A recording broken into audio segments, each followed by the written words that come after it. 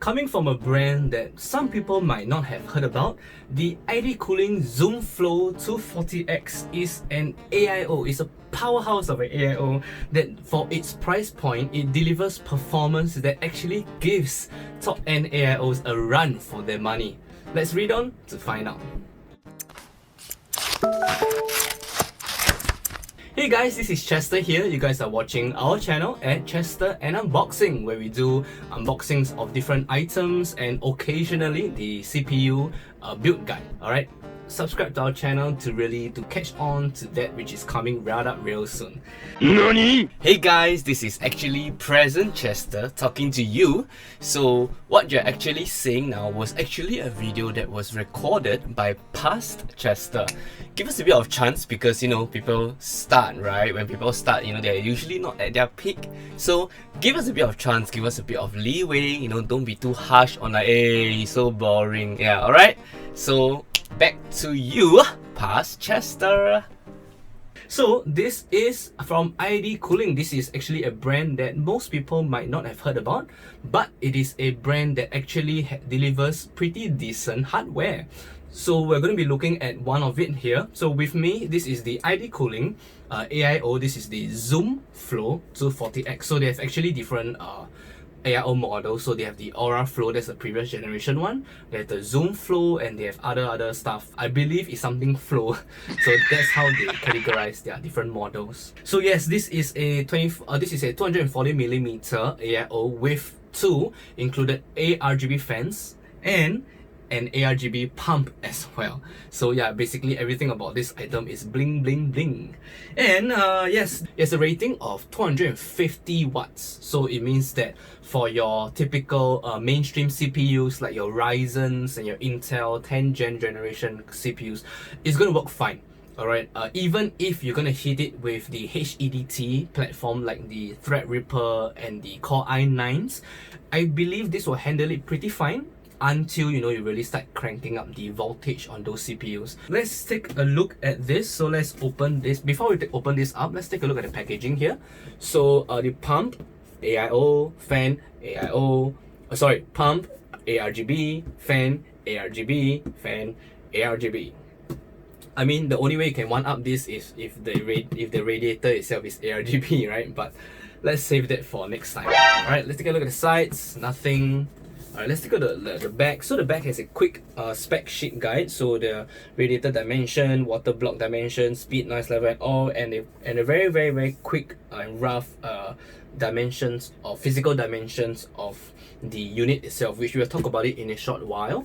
Okay, so let's open this product up.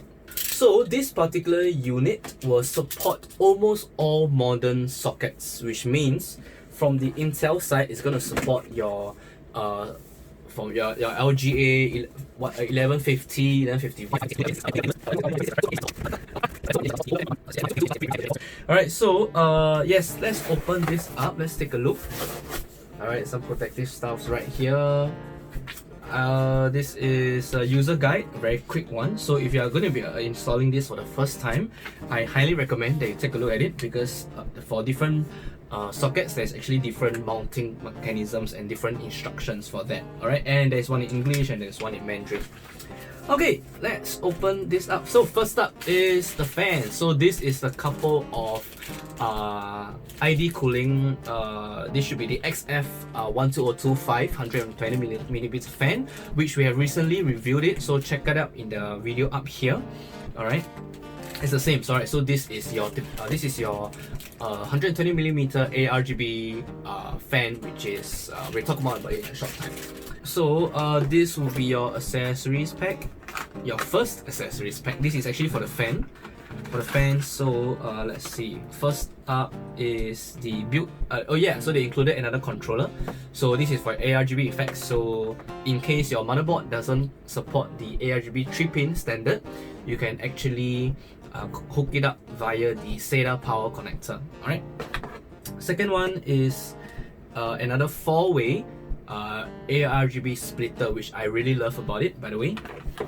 Alright, so moving on to the main accessory pack of the AIO, you'll find the different mounting mechanisms. So the This is for the AMD socket, Intel socket, another Intel socket I believe, and the main accessories. So they include screws for the fans, for the radiators. They include a small tube of thermal paste. Alright, and this will be your splitter for your power connectors and more mounting materials. Let's open up the main unit itself. So this is a 240 millimeter radiator. So yes, it has mounting screws on both sides. So they included 2 by default. So if you want, you can actually include 4 fans on it for maximum performance. Although you really got to watch the noise levels, because 4 fans at max speed, yeah, it's gonna sound like a jet runway taking off. Yeah, a jet taking off on the runway. Sorry. Take a look at the pump itself. So, oh wait, before that, the radiator is aluminium, so just something to take note. This is a sleeved tubing, and it is about 400. The length of the tubing is 400 millimeters. And here's something to take note. The fittings are actually factory sealed, so you can't open them. You're not supposed to open them yourself, although you could DIY it if you want. Alright, moving on to the pump itself. First thing up, we'll notice that, what is this? Can it be open? Oh, it can. So I have no idea why. So by default, right, they actually put it connected like that, so you can actually connect this to a SATA power, or you can actually just hook this up straight to your motherboard. So this is a 3-pin, although it is recommended that you actually install this on the pump header rather than your standard fan header, so that your motherboard can detect it better. Alright, the other one is your standard 3-pin ARGB. Why? Because the pump itself has ARGB lighting on it, so you can take a look here. So yeah, it's actually quite heavy to it. So yeah, this will be ARGB, so this will be lighted up as well as the logo. Alright, so I believe this is, yeah, this is design, you can't twist it. Alright, so down to the cold plate itself. This is actually a copper cold plate, so warning, remove before installation. So if you remove it, okay, you'll find the copper base plate.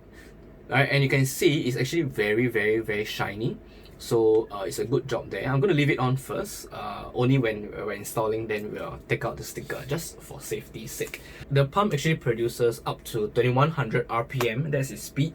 It has a rating. It's a rated 50,000 hours. The loudness is about 25 decibels, so it's actually not that loud. Okay, and the best thing that they're saying that over the last generation Aura Flow, it has 7 internal blades that actually help to push the liquid through it faster, so it actually translates to better performance. Okay, and talking about the fans, right? So these fans are dual ARGB 5 volt, and they run from 700 to 1500 RPM. So 62 CFM and up to 26 decibels. So for more information, take a look at the video which I have done a separate review on the fans itself. Let's check out the physical dimension itself of the radiator. So the overall length is about 27.8 cm. The width, it is about 12 cm. Yeah, because 120 millimeter fans. Yeah, so for the pump itself, it looks pretty small, so it should not interfere with your RAM installation. If not, I believe that should be the end of our unboxing and first look at the ID cooling or Zoomflow 240X liquid cooler. Alright, like this video if you liked it, subscribe to our channel if you haven't done so yet. I'm Chester, that's all for today. See you guys.